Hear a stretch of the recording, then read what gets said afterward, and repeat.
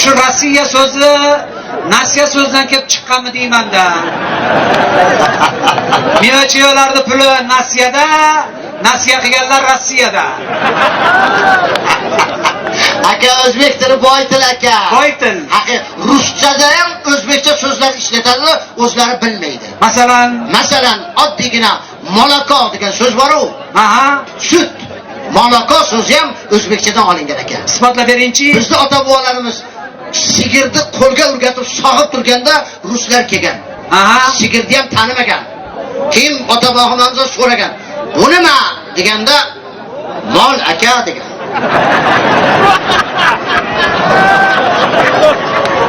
Mol aka deganda ular ha molako degan ekan. O'zbekcha bu ham ekan. Saftirik so'zi ham o'zbekchadan kelib chiqqan ekanda. Saftirik? Aha. Qadim zamonda charchagan, ochqagan, bir ahvolga kelgan rus odamni bizni o'zbeklar topib olib, haligi o'risga choy ichirib, ovqatlantirib, o'ziga keltirib, o'risga qarab, "Zap, tirik qoldingda" degan.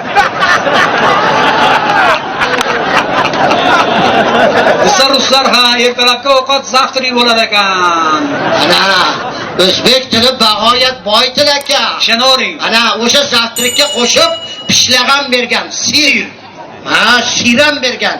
Haligi sirni olib, ruslar yeb, vitaminiga tan berib, mazzasiga tan berib, mana shu ham o'zbekcha qana nima ekan deb o'ylanib, qanaqa pishirdilaring deganda, haligi pishirgan odam buni olasiz, sutni qaynatasiz, achitasiz, keyin deb tursa o'rnidaga, "Voy, aytma, bu sir bu" degan.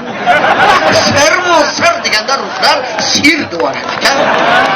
Bu ham o'zbekchadan kelib chiqqan. Rus tilidagi bo'lichka so'zi ham o'zbekchadan kelib chiqqan ekanda. Bo'lichka. Haligi o'zbek xalq ertaklaridagi 3 og'ayni botirlar Rossiyaga borishgan. Rahmat. O'rislar bizni botirlarni hurmat qilib, non bilan, tuz bilan kutib olgan. Keyin to'ng'ich botir nonni olib, kenja botirga berib, bo'lichka degan.